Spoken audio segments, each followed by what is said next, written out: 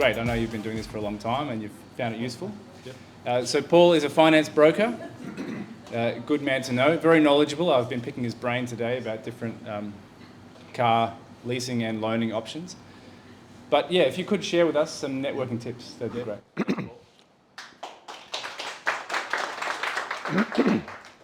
Thank you, everyone. So as a finance broker, finance is not the... Am I close enough? Yeah. Get right higher. Here we go. Thanks, mate. Taller than I realised. Yeah. So finance is not the coolest thing to be talking about. So networking is always a bit of a tricky situation. So hence tonight, I thought I'll go out there and I'll wear a Hawaiian shirt, something a bit different. And the reason being, it's a bit of a icebreaker. Sort of people hopefully will say nice shirt, or that's a bit different. They can pick me out from the crowd. Usually the standard issue for a finance person is a chino shirt, which that's what I'm usually in. So I thought tonight, a bit of a change. And I'll tell you a quick story about a guy, a former colleague that I used to work with. He was going to an event down in Melbourne. There was 400 people there. Was fancy dressed. He didn't know anyone. So he's going like, what do I do? So the guy, a bit of background on him, he was taller than I was, an ex-rugby guy. So he was a big guy. And he come back from Melbourne. I go, how'd your trip go? And he goes, it went really well. I said, what'd you do? What'd you dress up as? And he goes, I dressed up as Princess Leia from Star Wars. So I'm just visualising it. And then it's like, and he said that the amount of people that came up to him and sort of said, he got the amount of connections he got and people that spoke with him, purely just sort of love your costume, love you. That got him a foot in the door for a lot of connections to build business from there.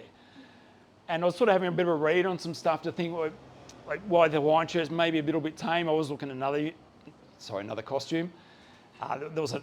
With Easter coming up, I saw a thing at Kmart yesterday, there was an Easter bunny costume. But I didn't think I'd fit in it. It's probably one size fits all. Yeah, that's it. So my thoughts behind that is just sort of something a bit different, someone to sort of open that conversation or have a chat, even if it is sort of like nice shirt or I don't like your shirt, whatever it is, it's still that conversation starter with people.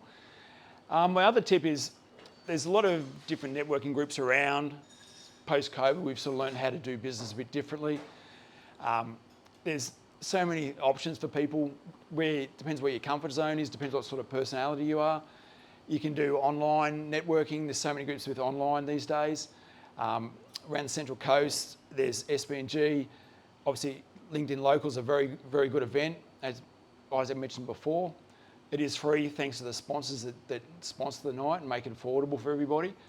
There's also a casual environment. You can just sort of sit and have a beer or drink, wine, whatever you want to have a drink, and just have a chat with people. It's not going into sort of a cold room and you're just sort of sitting down at a desk and you're just sort of thinking, what's the person next to me going to say? You're sort of maybe overthinking things. That relaxed environment works for so many people. If you're a bit of an introvert or you're not really into networking, because a lot of people find networking scares them a little bit, but you get the right environment, and for people it works really well. Same with online. A lot of people find the online option is since coming out of COVID, that's really worked for a lot of people to do that online. But on the opposite side, there's also the likes of sort of BNI, with other networking groups, which for some people, they love it and they thrive from it.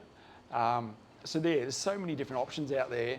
And it's just about getting out and having a chat and just meeting people.